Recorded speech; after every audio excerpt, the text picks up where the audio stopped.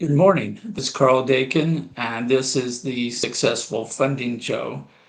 For those of you new to the show, we're here to talk for an hour about funding on a particular topic. This show complements my daily and weekly newsletter on instant funding, where we try to dive deep enough to provide people with insights and assistance in raising funding for pretty much anything, but most of our focus is on small business and communities. Today, we're going to be talking about investing in communities, and with me as my guest today, again, is Eric Hanson. Eric, like myself, has worn every hat several times.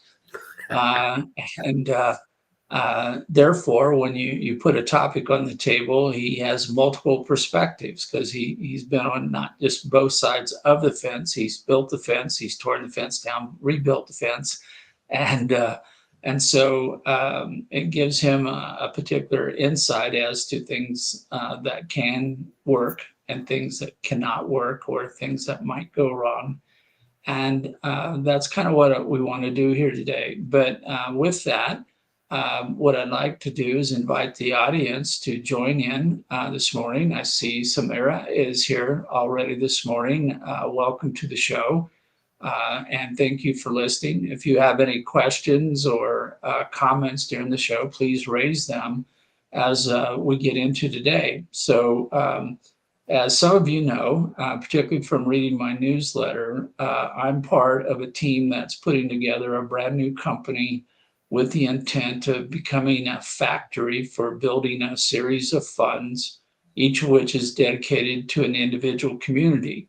And our goal here is trying to create enough funding that is deployed in the right manner that it will help a community revitalize itself. So we're trying to be a catalyst by saying we're going to invest in certain things in a certain formula and a certain time frame that we think working together can overcome the lack of inertia or the downward trend that might exist within that community and turn it and give it a chance, turn around and bootstrap itself back out. And this is, by definition, hard. But Eric is here today, and we were talking before the show. And Eric, what was your comment about investing in communities? It's incredibly difficult. It's uh, it's something that requires serious people buy-in. It requires business to actually step up and say, we're going to do this because it will benefit us. And it's very hard to get that message clear.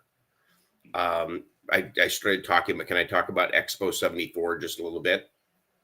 Absolutely. Okay, so in Spokane, Washington, back in 1974, we had the World Expo, and it did not start well. And because that was serious, it was a serious community investment.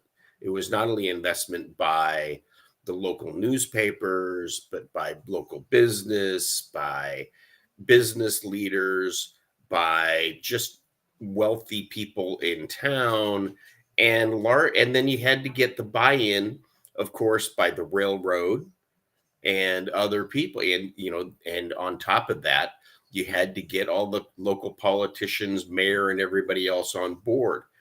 And the big breakthrough actually happened when Ford Motor Company stepped up and said, wow, this is going to be good for our Ford dealers. And they became the first industrial exhibit to sign the check to be here. And that was the catalyst that changed everything. And it became one of the most successful expos ever. And of course, you don't hear about them anymore because it's such a monumental effort by so many different groups. It's not just the business community, it's the entire community has to buy into it. Yeah, so what we're seeing is we have communities that for one reason or another, but primarily they all have to do with economic change. They were engaged in a major business, or they were supporting local businesses or something, and the times have changed. Those businesses have gone away, or they're no longer as important as they used to be. And the result is now the community kind of has to do a makeover Mm. from the ground up. And in a lot of cases, this is like trying to shut the door on the barn after the horses are out. Um, yeah, the community is in a mess. It's got issues with poverty. It's got issues with low quality properties. There aren't many jobs there, and so you have a lot of after effects. You have a lot of negative impact going on, and you want to reverse that. You want to flip that over, and so as we are looking to plan this, we're going to raise money into a fund. The fund is intended to invest in real estate and in local businesses, and also probably recruit some new businesses into the community to replace some of the industry that's been lost. And so as we look at a community, we've got lots of choices where we can get started. And these communities range from those that look like maybe they don't need that much help. Some are being rapidly gentrified. Other ones seem to be in chaos, and other ones almost seem beyond hope. And as we're looking at a community, what was it about Spokane that you used as an example? Why did somebody think that Spokane could be the site for this major expo? Who, what checkbox or list was made that called this forward? So Spokane checked all those boxes that you're talking about before Expo 74. So it was a city in decline. It was a city that, I mean, it was a nice city, but it had lost its major components of industry. So we had lost a lot of our metals and mining. That's what we were, was a metals and mining company, or community, and logging, of course. And there was a whole series of industries like that, farming, that made Spokane a really healthy economy. Downtown Spokane had fallen into chaos. I mean, it really was a mess. And the railroad owned a huge portion of the property, like in a lot of the railroad towns, right, going across the West. And the railroad really wasn't taking care of the property. I mean, it was a place where they parked train cars and switching terminals and all of that. And there were a group of guys and gals who were very well to do that got together and said, we can fix a lot of things really quickly if we do an expo. And we're going to have to rethink where we are and what the vision is for this town. So we had a very progressive a group of business people and others, right, who said, if we can clean up the railroad yard, that could be turned into this fabulous park, because the railroad yard encompassed, I think it was like 400 acres of land along the Spokane River. Okay. So that was going to be the site for Expo, and it became the site, and they cleaned it up. They helped pay to move the railroad out. That was a huge endeavor. And then they started getting community support. People like, oh wow, we can actually get things cleaned up. We can have money for Manitou Park. We could have money for Dalton Gardens. We could have money for these which were fabulous places in the city, and we can showcase them as community improvement, which will make Okay. for. Go ahead. But so let's go back because this sounds like a great story that could go for days. Yeah, well, And sorry. Yeah. I know, and I'm very interested in it, but as in all great stories, or as they say in the first step in any journey is very important because you want to take a step in the direction of where you want to go. So I'm always interested in the very, very first things that trip something off here. So you mentioned that they basically paid the railroad to give up part of the land or to do something. Mhm. How was that put together? What was the story? What kind of money was used? Uh, how did you go about getting that first step in this journey towards the expo, which appears to have changed the attitude of everybody in the community? So they posted a bond. They put up a bond, and they got with the railroad, and the railroad needed a new location. So it was one of those situations where the railroad needed a place to go anyway, because where they were wasn't going to work anymore. Okay. They needed to go, but they weren't willing to go because why would you abandon something you already have? And they weren't going to put in the investment to move. So a bunch of community leaders got together and said, well, we can post a bond, a long term bond. And I want to say it was an industrial revenue bond.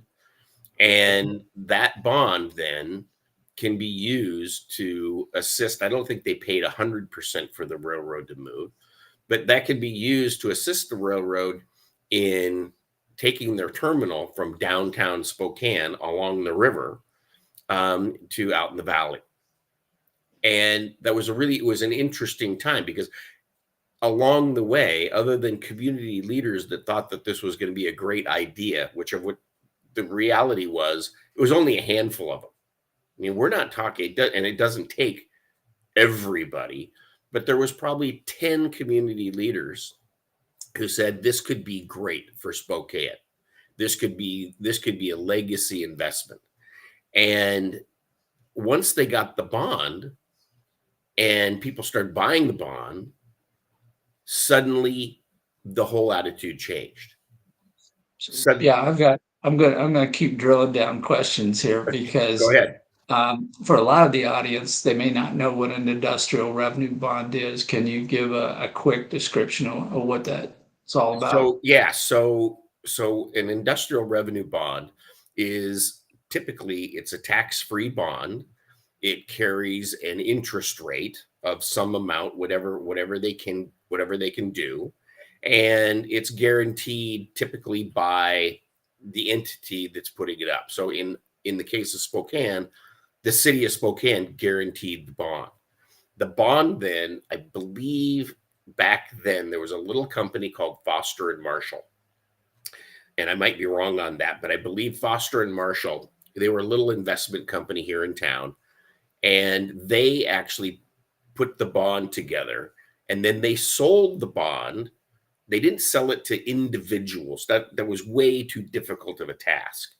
So what they did is they sold the bond to a major investment bank. And the investment bank then bought and it was, if I remember correctly, it was like a $50 million bond. Well, $50 million bond back in 1974 was a lot of money.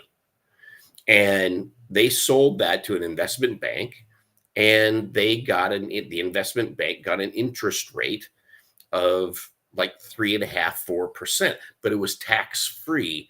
So depending on your investment bank, what that really means is the effective return could be as high as 6% because you don't have to pay taxes on it.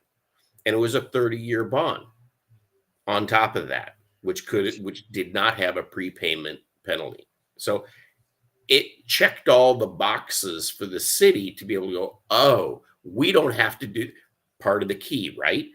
We don't have to do the work.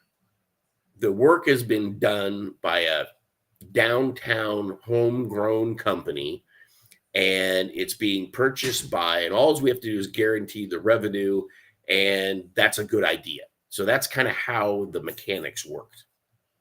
Let's go to the revenue. So the bond has to be paid off over time. So for those who are not familiar, a bond is like a loan, but Yes. it's made to a government entity, which may change the tax impact, because if it's to a local government or state government, then typically any interest earned on that loan is tax free. It doesn't have to be reported as income. Um, and yet the loan, it is a loan. It has to be paid back out of something. So in this case, the city, they were guaranteeing the payment of the loan. So this was a government-backed bond. Yes, exactly. Okay. And what And they were revenue going to was it? use, yeah, they were going to Yeah. use tax revenue specifically. I believe back in the day it was going to be an increase in sales tax. So they increased the sales tax, whether it was a hotel or a business or whatever, they all had like a 1% sales tax. So they could see the bond holders, right, could see that the revenue was there, which was a key Okay. So component of that. yeah, so the payback for this loan, guaranteed by the city, but Hmm. orchestrated by local leaders, was expected that the city was collecting so much sales tax at the time, but through these improvements to the property, as a consequence of investing the bond money properly, well, into something that resulted in more sales taxes to be collected in the future. The delta between the former sales taxes and the new sales tax levels was expected to be enough to pay off the bond. Correct. Okay. And now there's similar things out there called tax incentive financing, which are tied to property taxes. And there's a whole family of stuff out there, which a lot of cities and governments don't know much about, don't have much experience with, may not be willing to guarantee. But we'll save that for another day's topic. Yeah. So, because it's a lot of stuff. But I'm interested. So these city leaders, these revolutionaries, these radicals Hmm. who At the decided time, they that, were thought the crazy people. yeah. So who were they? Can you, I mean, without naming names, but did we have a banker? Did we have a candlestick maker? Who made up this group? So that really all started. Um, there was a sort of a shadow club, and most cities have them, of where the city leaders all get together and they hobnob and rub elbows together. And there was a guy named Cole, and he was a developer guy, and he started saying to people, well, I think that we can make this happen. And this was in the very early stages, and that's where it started, was in this sort of secret society group. And I know a lot about it because my dad was a member, and my dad owned car dealerships. And at the time, people don't remember, but in the 70s, the economy around the country was not so great. In fact, it was pretty crappy. And so because he was on the dealer council for Ford Motor Company and on the finance committee for Ford Motor Company, he said to the group, he said, let me go see if I can't get Ford to buy into this, because this would be really good for car sales, and it's going to bring in people from all over the world. Let me go pitch it. And so he went and pitched it to Ford Motor. And Ford came back and said, this is a great idea because we don't have to spend a lot of money, and we get massive exposure in the Pacific Northwest, not just Spokane, but they looked at it as the Inland Empire region. So their point was, we can get exposure from Calgary to Seattle to Boise, and this makes a lot of sense. And we So this, when he went to pitch Ford, was it before or after this bond issue had been put together? It was in process. The bond Okay, was so in process. So okay, he had not just an idea, but he had, okay, this bond's going to happen. This is going to happen. We're going to do this anyway. And if you don't want to be a part of it, you're going to miss out. Basically, it was the fear of missing out theory, right? And they jumped yeah, on it. yeah. So essentially, we had a developer who understood development, who understand revenue, industrial revenue bonds as a source of funding. He put on the table an idea that maybe we should do something to move this city forward, to turn it around, and these rail yards represent a land development opportunity. And he shared this with other people who were active in the leadership of the community at that time. And as this idea is starting to bloom and blossom, then we're starting to tag on extra things that would give it more punch, more momentum. Right. And this then extended to going to Ford, who would look at this from, again, several perspectives. They're like, yeah, we could sell more cars in the neighborhood. That would generate more income. So they had that self-interest, but they also had this image of sponsorship. So in effect, this is a form of advertising where their name would be Mhm. associated with this major event. They would look good. Their name would be shared around because it would be seen by all the visitors. So and this is important when you're looking at funding that. What's the benefit to the person who's going to write the check, and even within a group like Ford, it could come out of 20 different sources within the company. Right. So is it coming from the advertising department? Is it coming from the R&D department? Those kinds of things. But who else was on this radical group that thought tomorrow could look different from yesterday?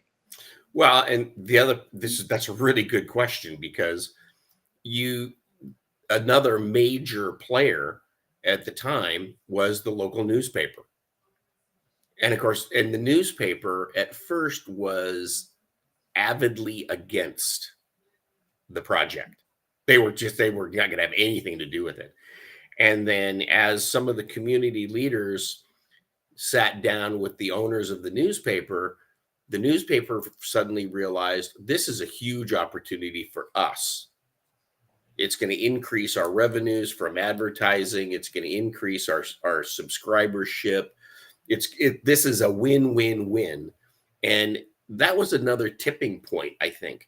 So once the newspaper decided that they would back this, then they started putting, it's not unlimited, but they put massive amounts of newsprint promoting it.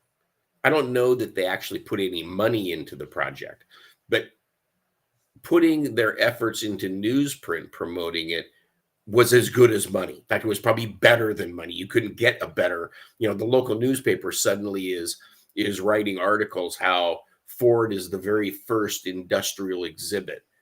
The next, 2 weeks later, oh, and look at that, GM, Chrysler, IBM, all these people. And they were able to galvanize the people, right? The common citizen to get behind the project. And that was really important. And So no, I think you're onto yet another major factor here, and I'm going to take a moment here to introduce another member of our audience today, Don Cohen. This is actually a great segue. Don is my coach and mentor on putting together this LinkedIn live show, where he's helping me work through all the nuances of setting up broadcast studios and everything else that goes along with that. But Don is helping different businesses use LinkedIn, all forms of LinkedIn, not just LinkedIn Live, but newsletters, polls, and like, to tell their story and share their story. And we're talking with Don about going into communities where there is no newspaper anymore, or the Mhm. newspaper is how is covers such a huge area that no one really knows what's going on in the community. So where I totally understand what you're saying there, Eric. When the newspaper got behind it locally, this was a stamp of approval. This was a source of information. People were be able to look at this and do this. And in a lot of communities today, there is no equivalent of the old hometown newspaper. That concept has kind of disappeared, or it's been lost into the social media in a fashion where nobody knows what's going on in their own backyard. It's kind of like, did you hear about this or not? So we're thinking about creating a LinkedIn Live show and a newsletter for each community so that people can know what's going on and we can tell the stories like, hey, we want to do something cool and great, like setting up this expo. But one of the statements you made, I really want to hammer on, I guess, is that the newspaper did this in their own self-interest. They Oh, thought they would get absolutely. Yeah. subscriptions. But the thing is, I get at is when we a lot of times you go talk to people in a community, they go, "Oh, we want to do this because it's going to be good for the community." And I go, "Good. What are you going to do?" And then we hear crickets a lot of times. But when you talk to somebody and go, "I want to do something that's in your self-interest," now that we're going to have a conversation because Right. so Ford's going, hey, I get sponsorship, I'll get some additional sales revenue. The newspaper says I'll get more subscriptions. Everyone who is getting engaged is measuring the impact on them, the self benefit to them, and they're making a decision, they're making a call. This is good for me. I should get behind this. But at the same time, it's also becoming apparent that this is not something that would happen on their own. This is a community collective action. So we need a bunch of people acting in their own self interest, but acting together in their own self interest to get to a major event, a major change that's going to take place. So with the newspaper and Ford, on this bond issue, it seems like the train's leaving the station. It's a rail yard. I guess it was leaving the station, It but really well, was a train station. really was leaving the station, or the station was leaving the station. Might be a better way of describing that. What else do you think happened at that very front end of this massive project that was a trigger point or an accelerator or amplifier of getting the community thinking about change, adopting change, overcoming the fear of change, and who else was on this group of community activists who wanted to make something different? So one of the, I don't know if people remember, but in the early 70s, there was a renewed interest in environmentalism. There was a total rebirth of people going, wow, we can't continue to pollute our environment. We can't continue to ruin our waterways and all of those kinds of things. And in particular, in our region of the country, we were big in metals and mining. It was a huge industry, and it was obviously in huge decline. And so they packaged this whole expo around the environment and Was a how theme or a as topic? that was the theme. That was the Okay. theme. So they had this great story that they could tell about, we're going to change and we're going to clean up the environment and we're going to clean up this industrial mess that we've been left with. So that was a great draw, right? That's the heartstring. So they were able to go to countries, entire countries, and say, hey, if you support Expo 74, then you're supporting this concept, this idea that the environment is worth saving. And so you had, you know, entire countries coming in, building pavilions, like Russia back in 1974. Russia came in and built a huge pavilion, and there they stuck with the theme of, hey, this is what we're doing to try to save pollution or get rid of pollution and save our lakes. So it was a great way for everybody to come together and rally. It was a rallying point, right? And not only by industry, but by entire countries would come in and say, oh, we're going to build it and we're going to show you what we can do in modern technology. So it was really an interesting time. Yeah, it's long enough ago that a lot of people wouldn't realize that some of these statements you're making were pretty new, pretty radical, pretty different. Very. And so the city and who selected the theme? How did that? Who decided that that was the sticker that they wanted to put on this expo? I think that actually came from there.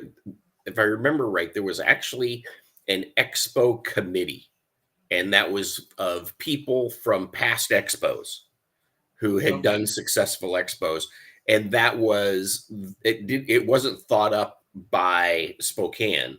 It was thought up by previous people that had done successful expos, and that was going to be the next big deal. So they brought in the outside experts who had the deep experience enough to go, Right. hey, you guys got a cool idea, but let's layer it with some little wisdom, a little perspective to give it that extra punch. And by putting this sticker, this label on the expo as a topic, it grabbed attention. It worked in this case to bring in all these exhibitors from around the world. That's correct. Yeah, pretty fun. Okay. Yeah. So, well, this is again. I don't want to get ahead of the story because to me the hardest part is always the front end. How do you create momentum? How do you turn the thinking around? How do you get buy-in from people who uh, previously were not working together, may have been working against each other, and you're trying to get common cause for something to happen. So. You've got funding, you've got a major brand sponsor, you have a theme for this event, and all these are working together.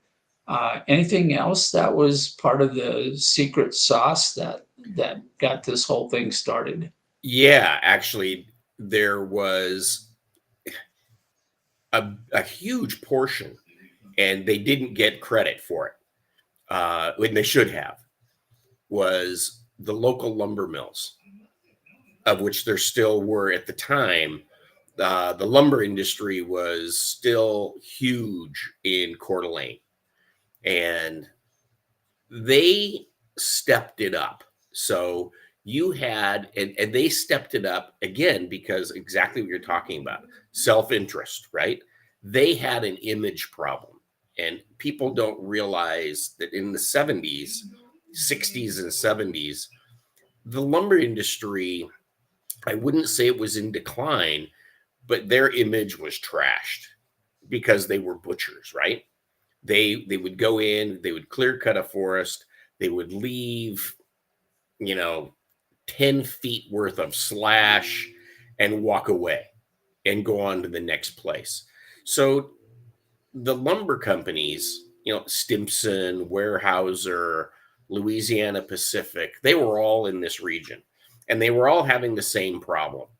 And they latched on to, and largely because of a guy named Jack Hearn.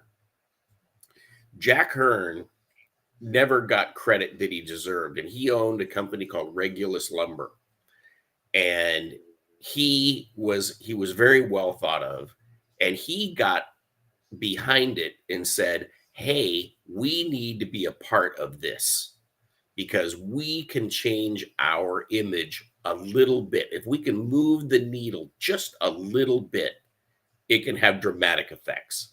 So yeah, that was a big deal, and it didn't hurt that all the land around the railroad that was going to be needed, Jack owned it.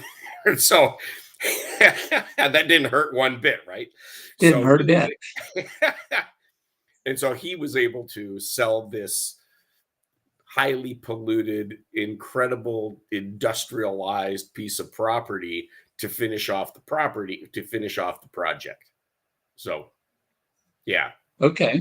So we're seeing a pattern evolving here. It's the same story. It's the same story.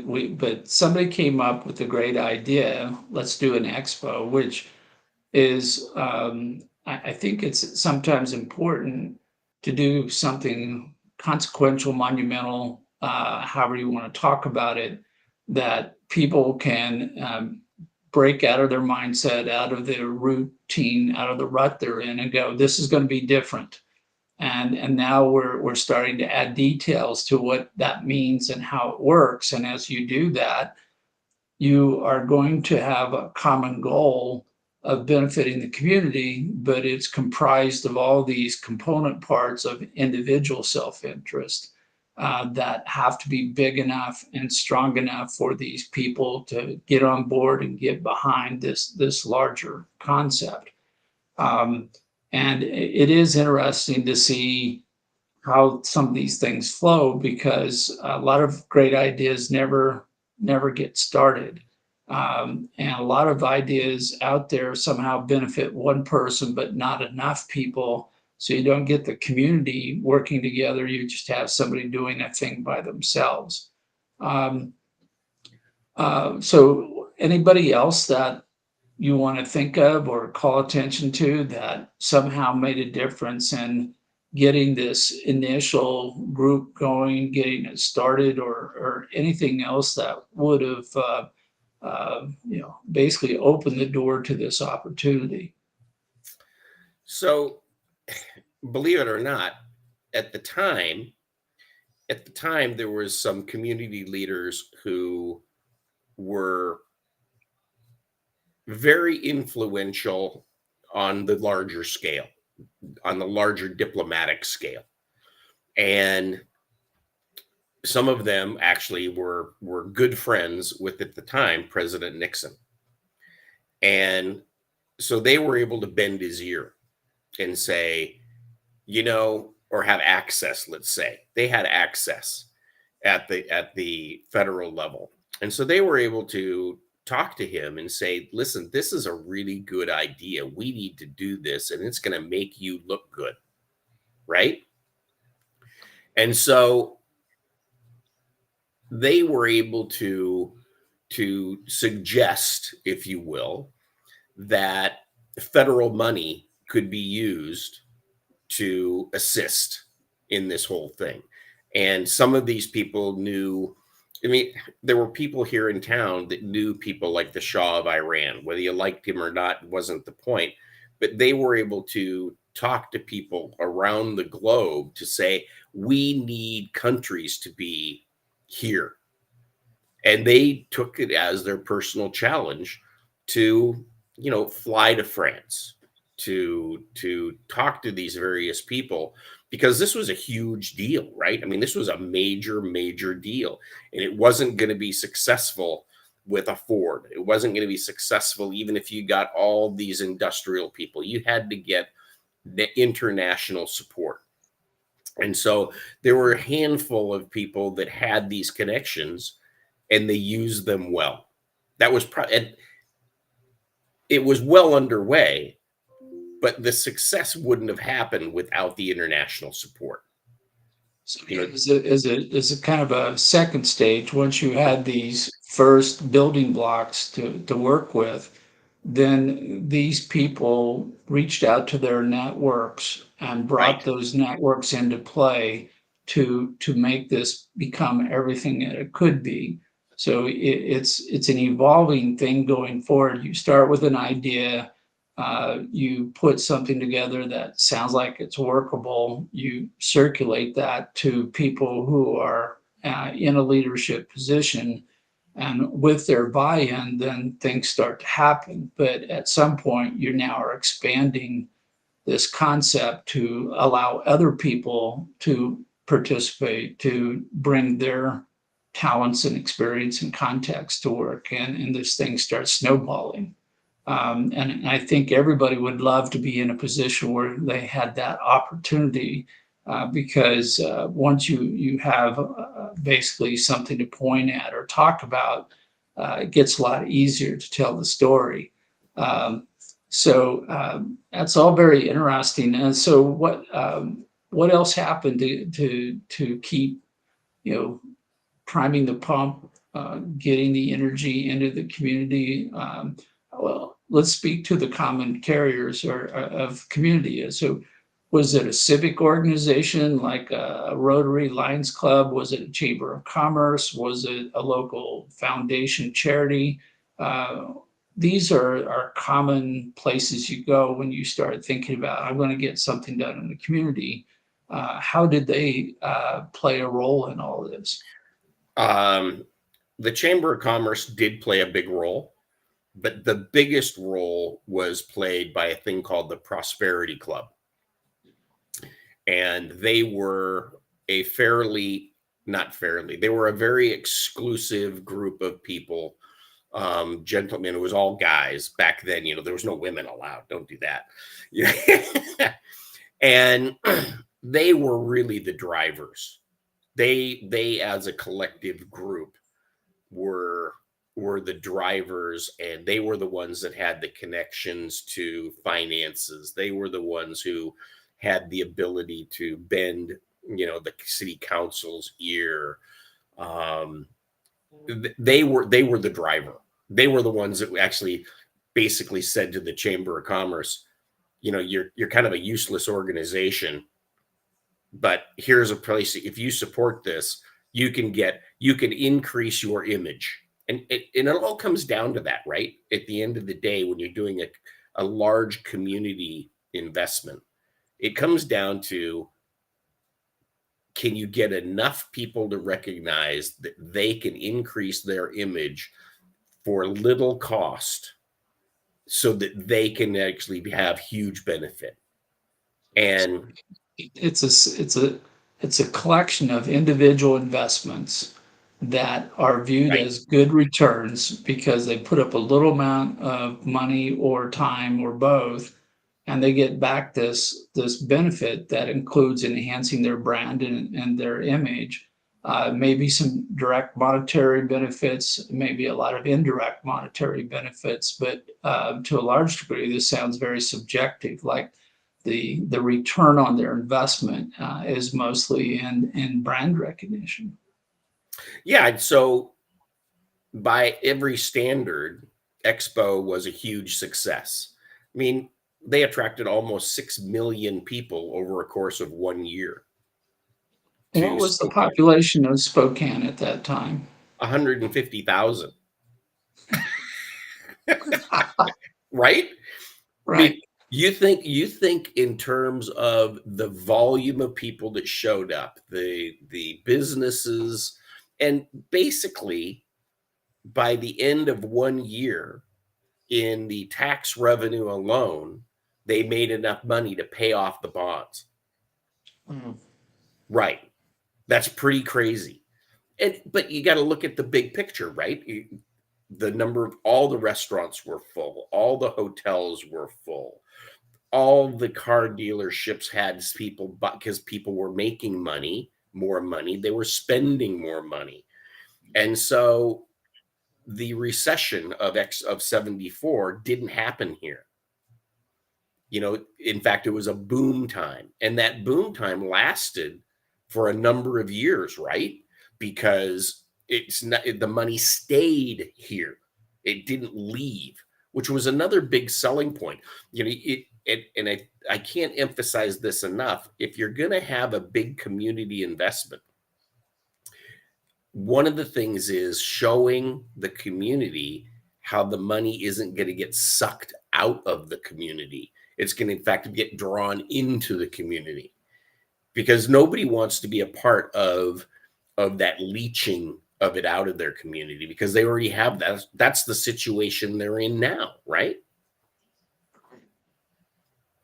Yeah, no, it's a common issue that I bring up that at a macro level, at a community level, too many things are extracting wealth out of the community, that the profits are going elsewhere. Something's going elsewhere. In some cases, the kids graduate, go elsewhere. So Right. you're losing all these different resources that are essential for the ongoing vitality of the community, and they're getting up and walking. And what's worse is when you adopt a program or an activity that you know is going to create this kind of a problem. And it's something that I get a little bit crosswise with a number of people. They're going, "Hey, look, we just got this government grant. We just got this, got that." And I go, and what's the long-term impact? Is more money coming into the community over time, or is more money leaving the community over time?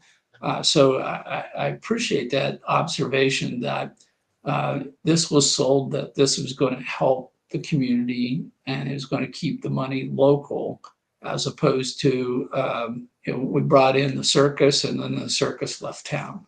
Right. It's, it, and Carl, when I think when so you see a lot of community projects, and unfortunately, many of them only benefit a very small number. And unfortunately, sometimes that small number, they don't really care because they already have it. Do you see what I'm saying? You Yeah, know, I mean, we talk about people fat and happy. right. It's the portrayal of someone who doesn't have to do anything because they already have all the things they need or want. And as a consequence, they're slow to act, slow to invest, maybe never invest because they don't need anything more because they have satisfied everything that they're interested in. And we see this sometimes in communities as absentee landowners, where they own a building in the community and they're not maybe taking good care of it or they're not doing much with it. Even if the building's in good shape, they're not active in the community. They don't belong to the civic organizations. They're not participating in government. So it's like a void or a vacuum sitting there in the middle of the community that may be dragging on the community or at least serving as a barrier to moving things forward. And we're seeing a lot of this, and this is one of the call it after effects of wealth extraction. You're going, well, look, we've got got all these buildings here, yeah, but who owns them? Are they owned locally, where the money stays in the community, or are all the rents going outside of the community? So Well, and you need to identify the people who are going to be your obstructionists, right? So there's a certain group that is going to perceive your community building as a threat. And I know that that sounds crazy, but that always exists. There's going to be a certain number of people who go, if you do this, that's going to take something out of my breadbasket, and I don't want that. And somehow you have to win over the hearts and minds of those people and get them on your side. You know, Expo didn't happen, in a 2-3 month period. It was a 2.5, 3 year building of hearts and minds to get everybody together that culminated in a fantastic event. But it took a lot of effort and a lot of time, to persuade people that it was a good thing. And I think it's even harder. Spokane had incentive, right? They had incentive because they had a mess on their hands. They knew they had a problem. They wanted to fix the problem. They just needed some leadership to get them out of the problem. But in a lot of communities, they refuse to even recognize that the problem exists, right? And so now what do? Now you're trying to convince people of a problem that they don't think they have. And sometimes that's too big, right? That's a bridge too far to cross. But if you can get them to understand it, um, maybe you got a shot at it. And not every project is on the mammoth scale of an expo, but communities need places where community can meet, where they need places where, especially smaller communities, you know I don't know, Carl, we don't really have them in Colorado, but here in the Pacific Northwest, we have Grange halls. This is the craziest damn thing you've ever seen. But we have Grange halls all over the place where, we got one right up the hill from us right here. And they're constantly throwing little parties or doing something. And the farmers, and, you're all welcome to come. And you're welcome to go on up to the Grange Hall and participate in whatever little event they have. It turns out those are a big darn deal, right? I know what you're talking about. I grew up near the town of Drexel, Missouri, and whenever I was back home, somebody would be celebrating a wedding or an anniversary, Mhm. or there would be a clan reunion of one of the local families, and it provided this capability of people coming together in a large enough group that it was larger than a restaurant could handle.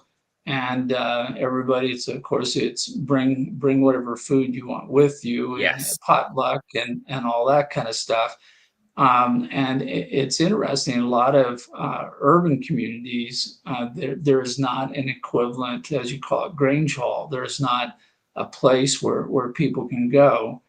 Sometimes you'll see a church provide some space that can be used, or somebody else has got something that's equivalent. But we see this as a key ingredient in the real estate investments that we're looking to do.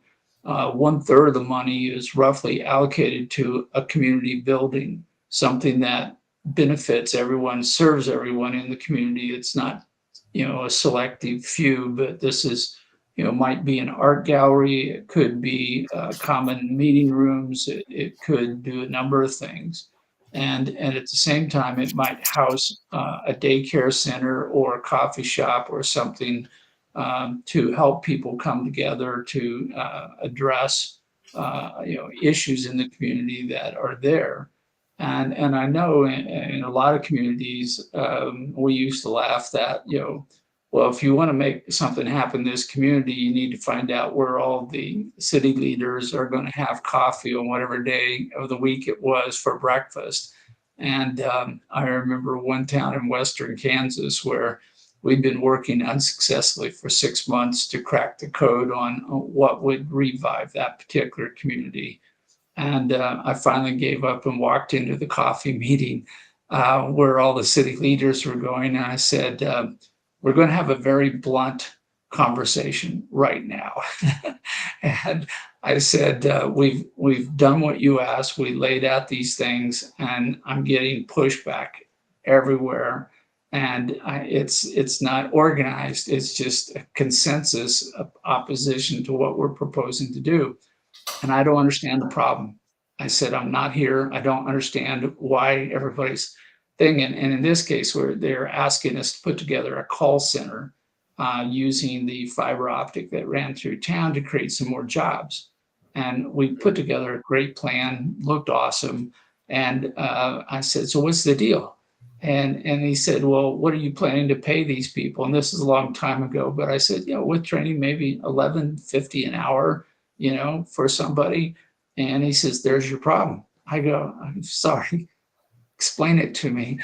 And because if you pay 11.50 an hour, you're going to take every secondary worker, every mom, sister, niece, whatever, and you're going to pull them from every other job in 5 counties that's paying less than 11.50. You're going to strip out the entire secondary workforce in a 5-county area. That's not going to be good for the community. And I go, okay, I got it. That it is one of these things where you really do need people on the ground in the community who understand how the community works and giving you that kind of feedback. You can't come in as an outsider and do a pop-up or displacement of somebody and think that it's automatically going to generate positive outcomes. And so in this case, you have to know what's going on in the community, and it's good to have the community leaders look at options, understand what could be done, and then pick something and then gather around it. But as we've talked about, Eric, gathering around a new project, whatever it's going to be, is going to require a series of self-interest all layered together so that they're working towards a common outcome individually. Yeah, it's kind of like herding cats, right? Yeah, yeah. But I find the expos an interesting thing because to me that was something that is enough different, enough of a big event, that you would call major change. It wasn't an incremental, oh, we're going to do one more thing and hope that things get a little bit better over time. Somebody said we need to make a huge shift here. We need to get out of whatever trend we're in and move it to this better direction. And I think a lot of people need to see that in order to gain the hope, to get excited, get interested in doing something. It's got to be monumental enough that people feel that change can and will occur. Yeah, and not only that change occurs, Carl,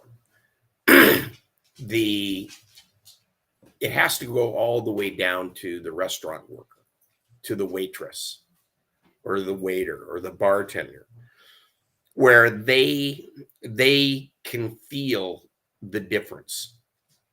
And once that happens, it's amazing how much buy-in you can get. If the only person it's gonna help is the gal, or the guy who already has 10 properties in town and is already sucking all the money out of the town, if that's the only person it benefits, you can never win over hearts and minds of everybody else, because they're gonna say, well, what's in it for me? I mean, that's maybe the biggest question people are gonna ask. What's in it for me? And if you can't get over that hump, I think I think community investment is very difficult, because self-interest will dominate the conversation, right?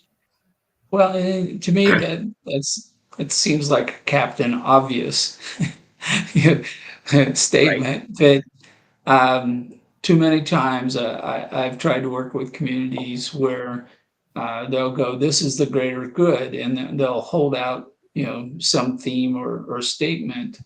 And as you described it, you look at it and you go, "Yeah, but where does this impact everyone in the community?" Because if everyone is not benefiting, then they're pretty much going to be either opposed in a "I'll do nothing" or opposed in outright obstruction to what it is that you're putting on the table.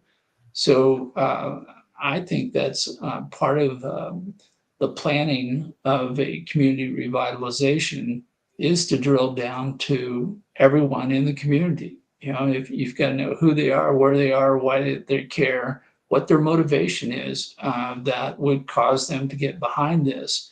And if you don't have something that you can point to, you need to go get something. You can't leave it untouched. You have to get to that fine level of detail, that granularity that says, who are you? What job do you have? What building are you in? Where do you reside?